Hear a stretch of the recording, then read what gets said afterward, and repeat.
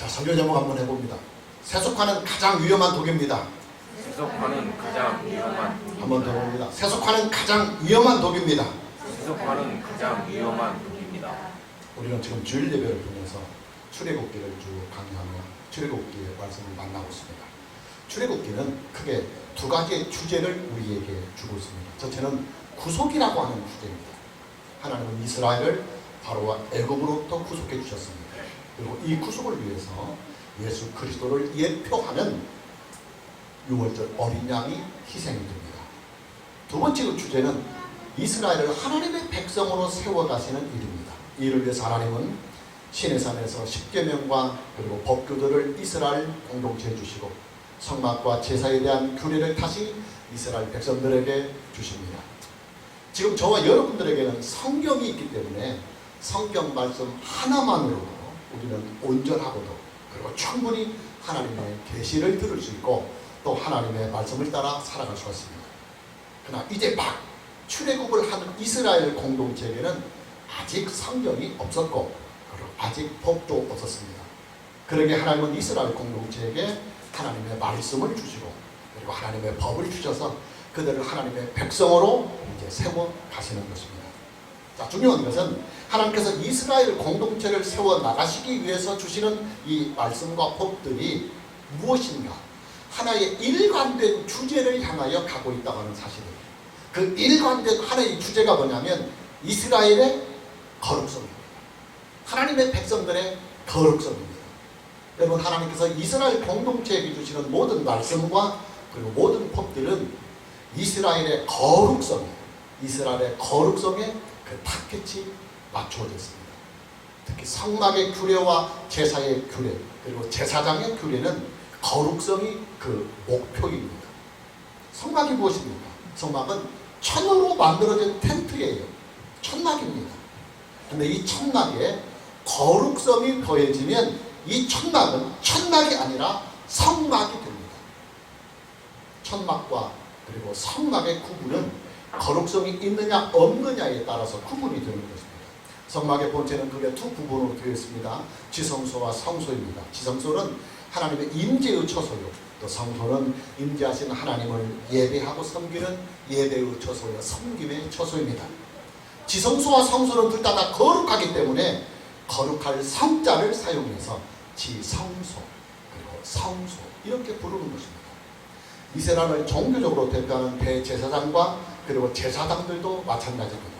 하나님은 아론과 그의 아들들에게 대제사장과 그리고 제사장의 위임을 주십니다. 근데 여러분, 아론과 그의 아들들의 이 위임식에서 가장 강조가 되는 것이 무엇이냐면 바로 그들의 거룩성입니다. 하나님은 그들의 거룩성을 위해서 제단에서 속죄의 제사와 번제의 제사와 화목의 제사를 거듭 드리게 합니다. 그리고 다시 그들을 물두멍으로 인도해서 물두멍의 물로 그들을 다시 깨끗하게 씻깁니다. 그리고 그 다음에 그들에게 거룩한 옷을 입히시고 마지막으로 그들에게 거룩한 관유, 기름을 발라서 그들을 거룩하게 세우시는 것입니다. 오늘 우리가 만나보는 출애굽기의 본문 말씀은 성막의 규례에 대한 하나님의 마지막 퍼즐입니다. 마지막 퍼즐입니다. 하나님은 성막 건축에 필요한 모든 규례와 성막 안에 들어갈 모든 기물들에 대한 규례와 그리고 성소에 들어가서 하나님을 섬길 대제사장과 제사장에 대한 규례를 다 주신 후에 이제 마지막으로 이 모든 것들을 다 거룩하게 구별하여 세우는 거룩한 예식을 행하게 하십니다. 그 거룩한 마지막 퍼즐이 뭐냐면 거룩한 관유를 만들어서 성막과 성막의 모든 기물들 그리고 아론과 그의 아들들에게 이 거룩한 관유를 바르게 하시는 것입니다. 관유란 감람나무의 열매로 짠 기름에 여러가지 좋은 향재료를 첨가해서 만든 향기름입니다. 본문 25절 말씀부터 30절 말씀까지를 보면 하나님은 거룩한 관유를 만들어서 회막, 이것은 성막의 본체를 말합니다. 지성소와 성소로 만들어진 성막의 본체에 바르게 하고 또 지성소 안에 있는 증거궤도 바르고 그리고 성소에 있는 진설병 상과 그 모든 기구들 그리고 등잔대와 그 기구들 그리고 분향단 그리고 번제단 그리고 그 모든 기구들 그리고 물두멍과 그 받침에 바르다고 말씀하십니다. 자, 이뿐만이 아니에요. 하나님은 이 거룩한 관유를 아론과 그의 아들들에게도 다 바르게 하셨습니다. 무엇 때문에 관유를 바르게 하시느냐? 성막과 성막 안에 있는 모든 기구들과 기구들, 그리고 아론과 그의 아들들을 거룩하게 구별하기 위해서, 거룩한 관유를 바르게 하십니다.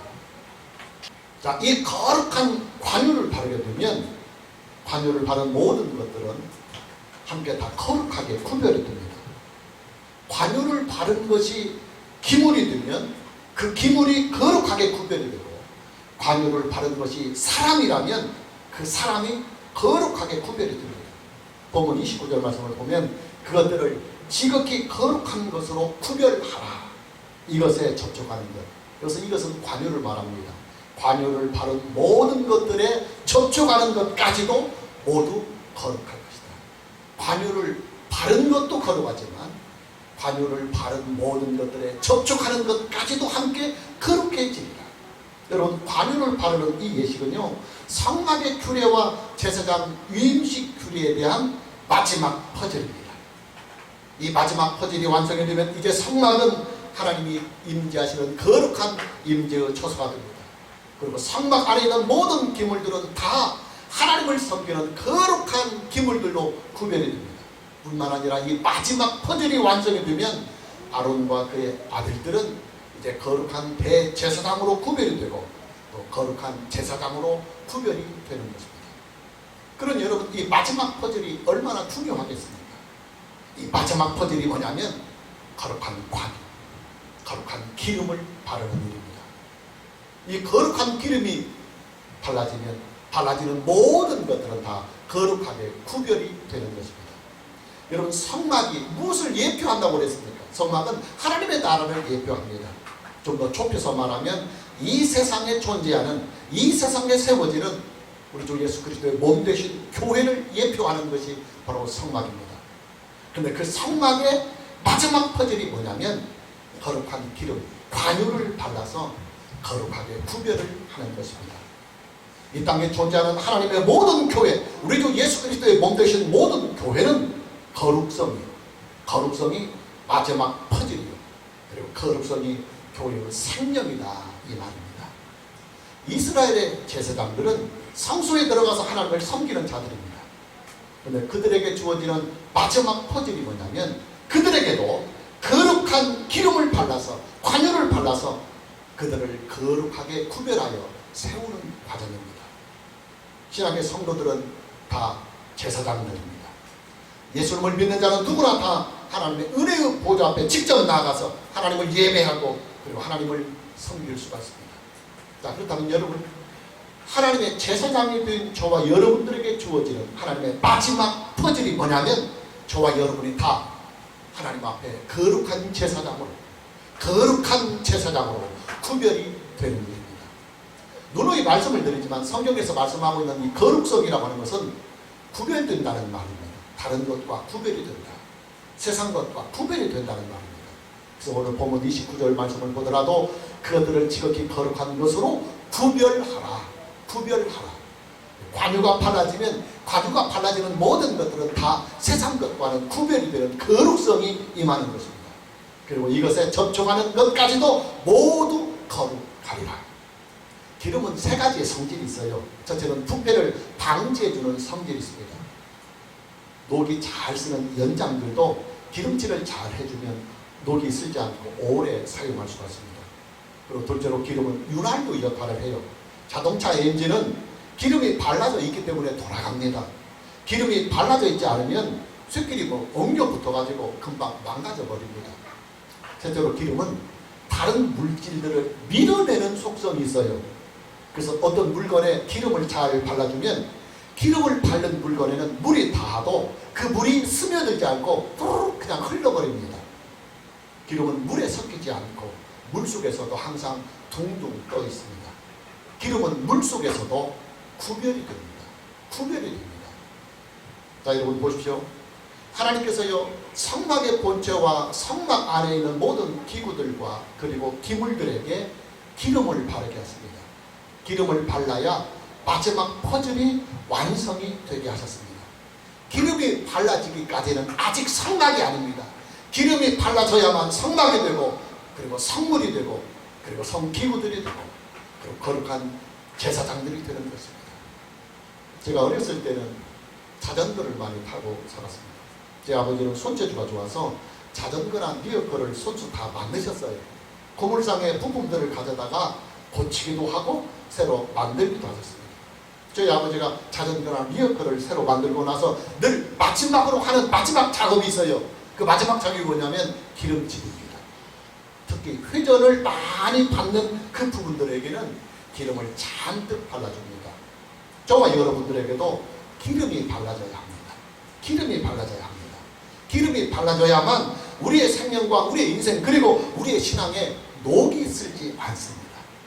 기름이 발라져야 이 험한 세상 속에서 우리는 인생을 매끄럽게 살아갈 수가 있어요. 기름이 발라져야 타락한 이 세상에 살면서도 우리는 이 세상에 물들지 않고 거룩한 하나님의 백성으로, 거룩한 제사장으로 우리는 거룩하게 구별이 될 수 있습니다. 중요한 것은 구약시대에 사용했던 거룩한 관유는 무엇을 예표하는 것이냐 그 말이에요. 구약시대의 관유는 예수 그리스도와 그리고 성령을 예표합니다. 여러분, 그리스도라고 하는 이 직분은 그리스도라고, 메시아란 기름 부음을 받은 자, 기름 부음을 받은 자, 이런 뜻을 가지고 있습니다. 구약에서는 기름 부음을 받은 직분이 세 가지가 있어요.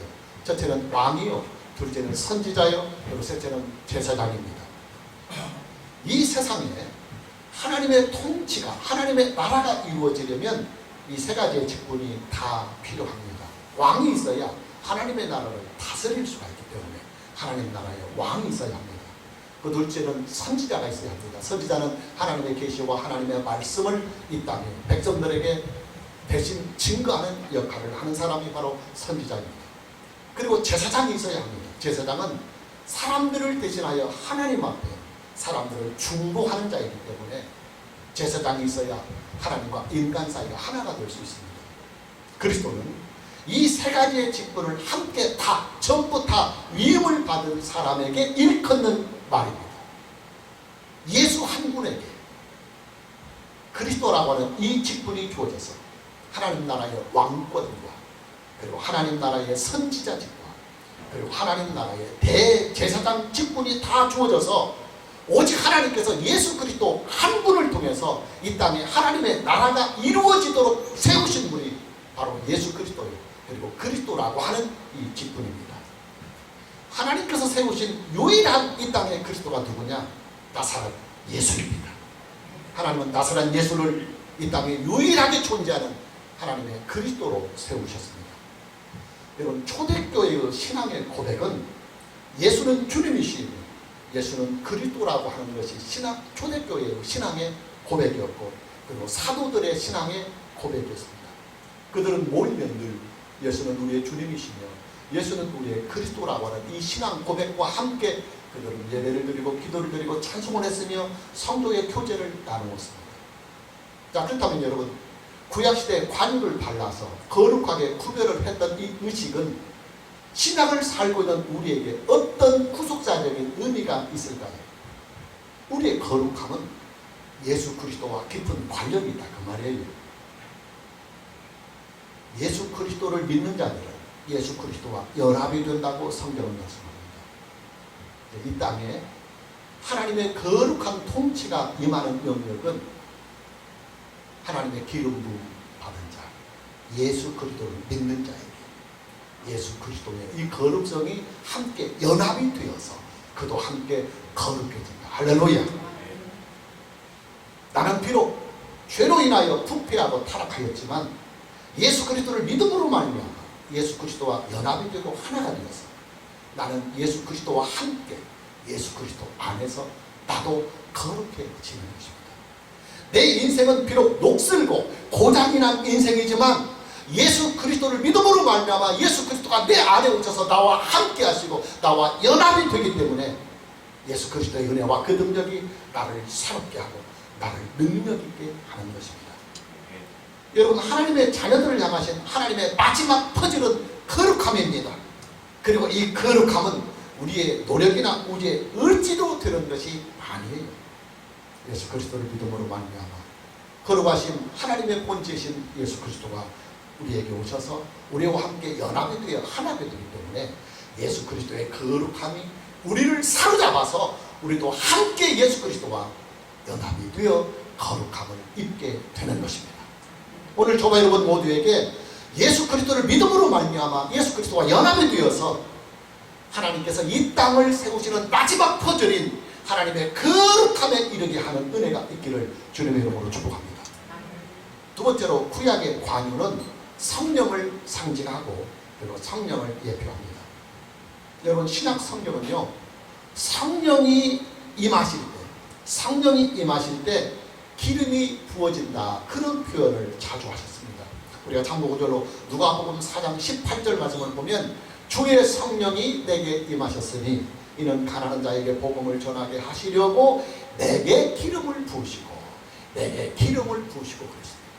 예수님은 성령의 임하심을 표현할 때 성령이 내게 임하셨음을 내게 기름을 부으시고 이런 표현을 예수님은 사용하셨습니다.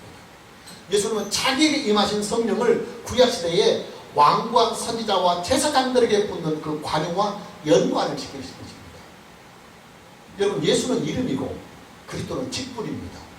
김영우는 이름이고 목사는 직분입니다. 예수는 이름이고 그리스도는 직분입니다. 근데 여러분, 직분이라고 하는 것은 그가 무슨 일을 하는 것인가를 나타내 주는 것이죠. 목사하면 사람들이 무슨 일을 하는지 금방 압니다. 우리는 그리스도라고 하는 것이 우리 말이 아니기 때문에 생소하지만 이스라엘 백성들에게 있어서 그리스도나 메시아는 그냥 딱 그 말을 들으면 단어를 보면 그게 어떤 분인가를 바로 아는 것입니다. 그리스도란 기름 부음을 받은 자입니다. 그렇기 때문에 예수님은 나는 하나님께서 기름 부음을 받은 자다. 무엇으로 기름 부음을 받느냐? 성령으로 기름 부음을 받은 자다. 할렐루야.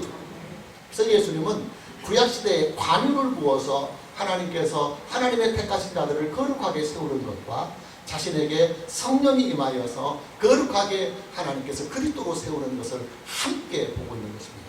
이뿐만이 아니에요.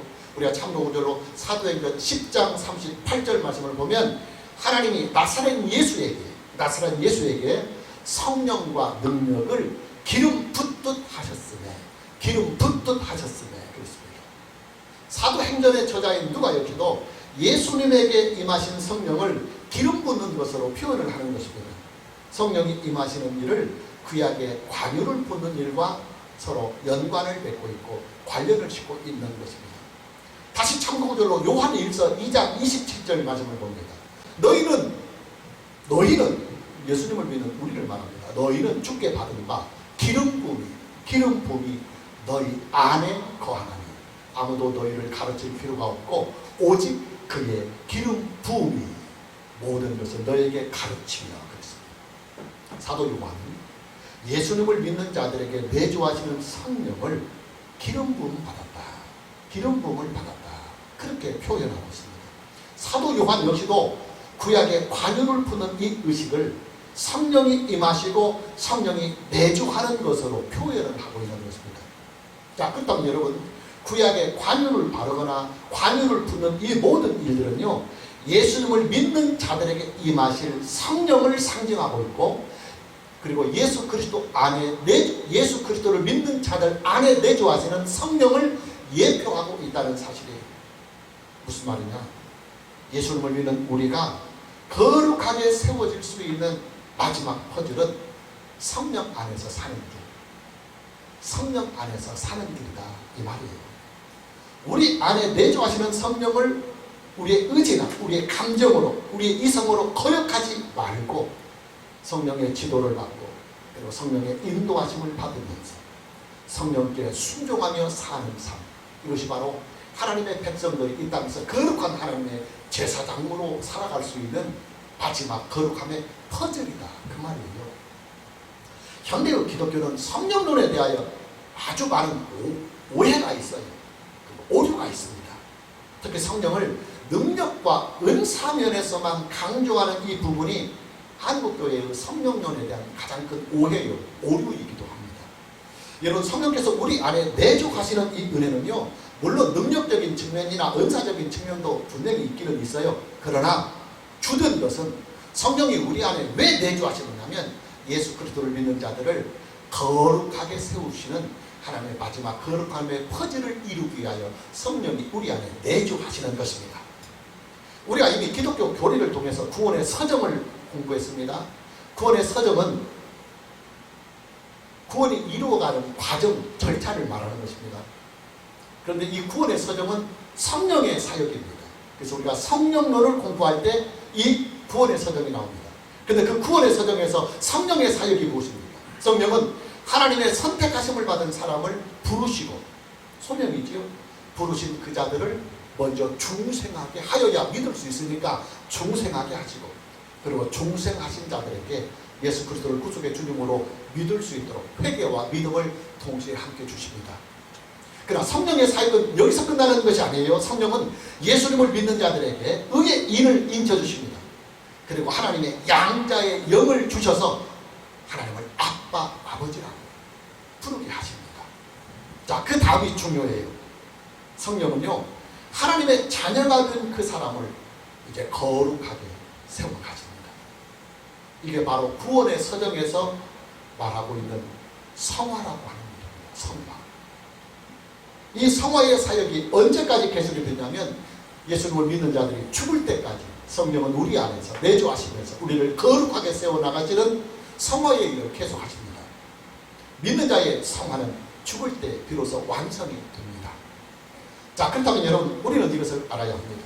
성령이 우리 안에 내주하시는 이 은혜는 우리를 거룩하게 세우시고 우리를 거룩하게 만들기 위한 거룩함의 퍼즐이라고 하는 사실입니다. 그런데 최근에 등장하고 있는 한국교회의 성령론은 능력과 은사와 치유 쪽에서만 그 포커스를 자꾸만 맞춰가려고 해요.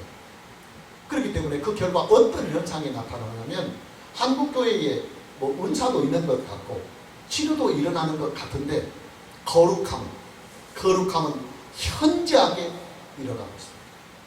지금 한국교회가 총체적으로 욕을 먹고 있고 한국교회가 총체적으로 타락을 했다고 하는 이 압박은 한국교회가 거룩함을 잃기 때문에 나타나는 현상입니다.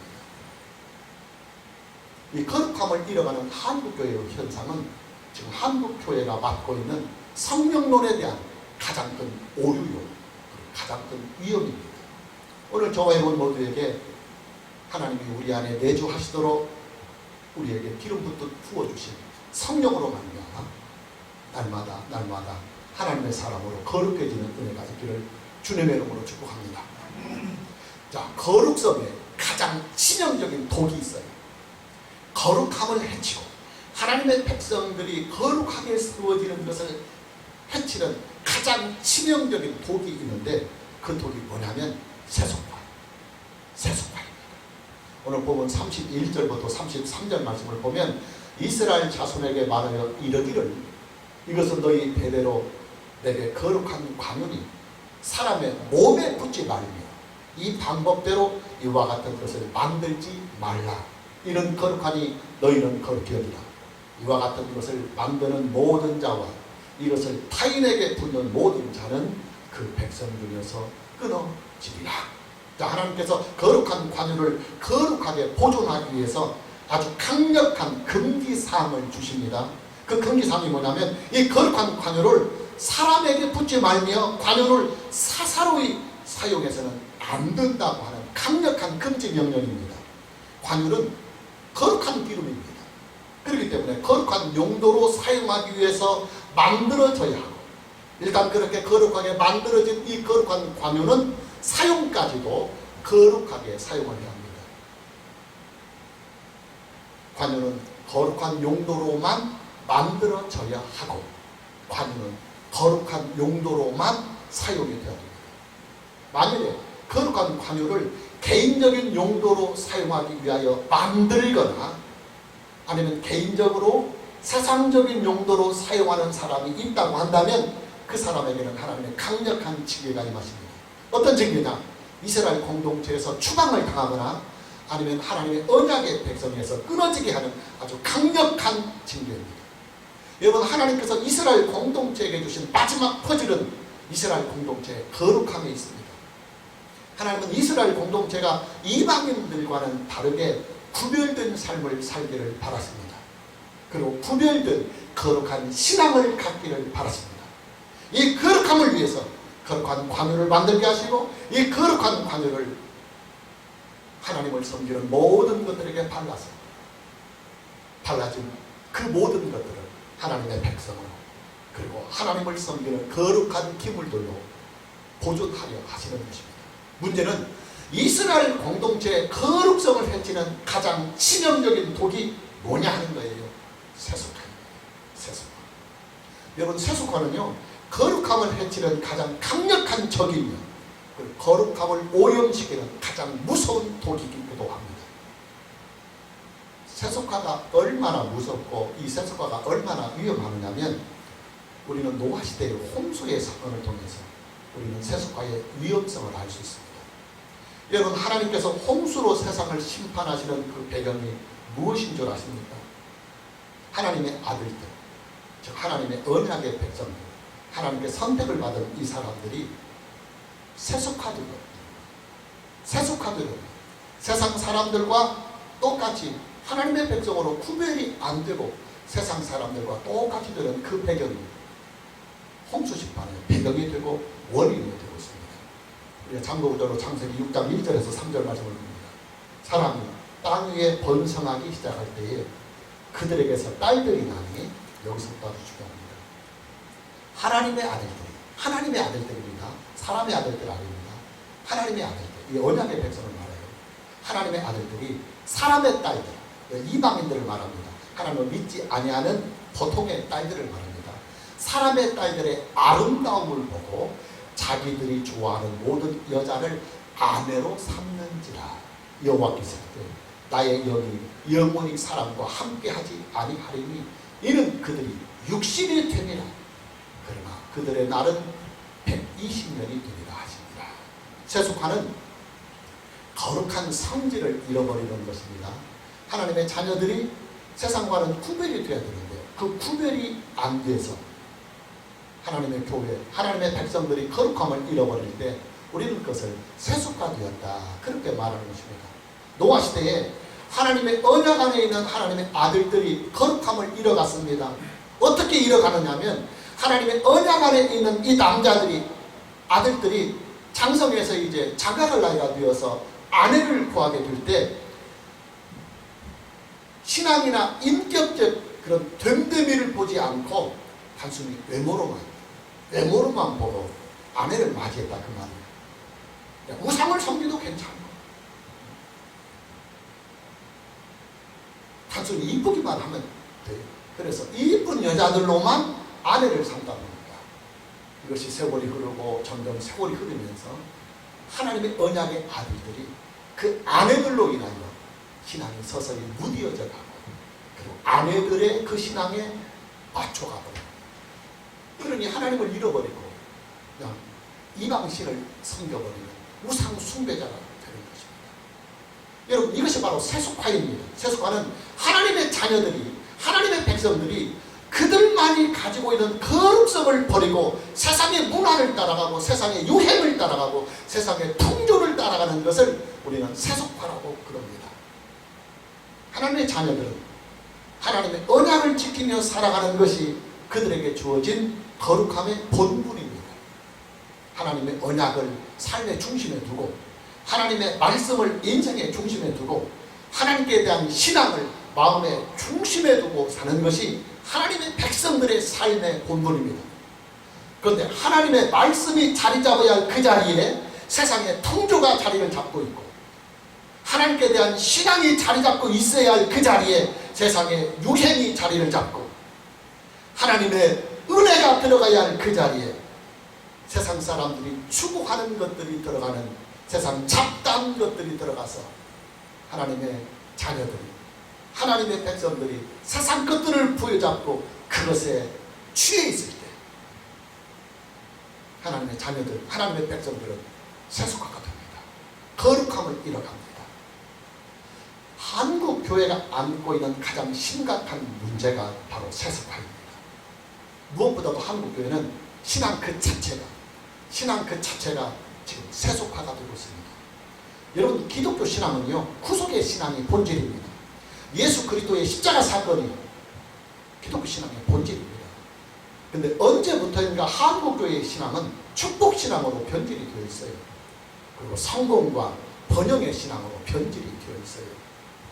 신앙 그 자체가 세속이 되니까 예배까지도 세속이 되고 찬양도 세속이 되고 우리가 기도하는 기도까지도 세속이 되고 그리고 목사의 설교가 세속화가 되는 것입니다. 이 모든 것들이 세속화가 되니까 교회 공동체도 함께 세상을 따라가는 거룩함을 잃어버리는 세속화가 되고 있는 것입니다. 여러분, 세속화에 대한 하나님의 강력한 징계는요, 하나님의 언약의 백성에서 끊어지는 것입니다. 신약 성경에서도 세속화에 대한 강력한 징계의 메시지가 있어요. 요한계시록 2장에 나오는 에베소 교회를 향하신 예수 그리스도의 경고입니다. 우리가 알다시피 에베소 교회는 처음 사랑을 잃어버린 교회입니다.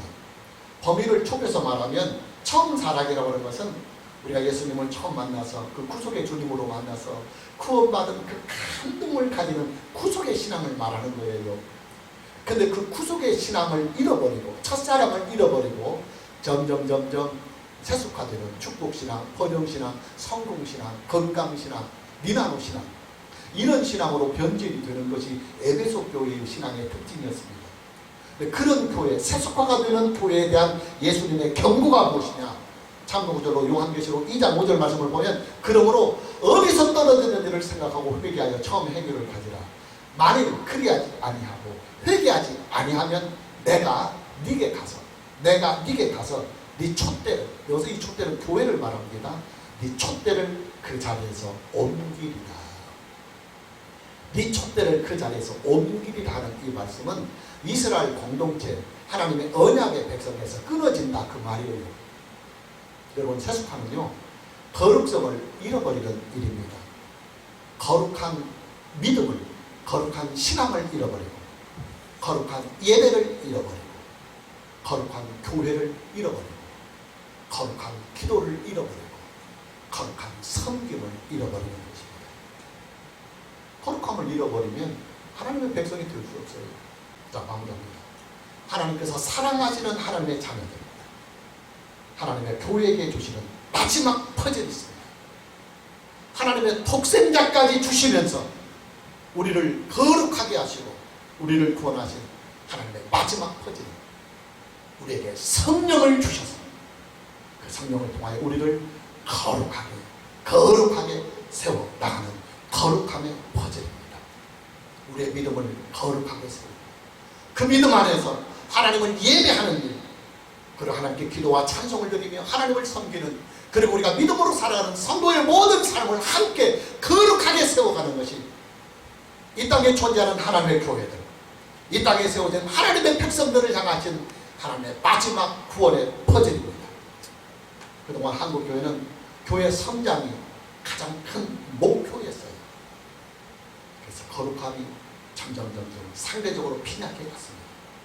그러나 이제부터라도 한국교회는 하나님께서 이 땅에 세우신 하나님의 교회의 마지막 퍼즐인 거룩성을 회복해 나가야 합니다.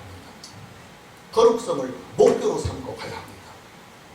그리고 이 일을 위해서 거룩성의 가장 치명적인 독인 세속과 세상의 유행을 따라가고 세상의 풍조를 따라가는 세속화를 우리는 과감하게 다 던져버려야 합니다.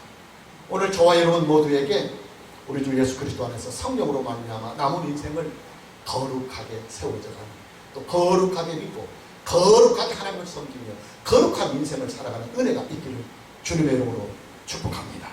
찬양합니다.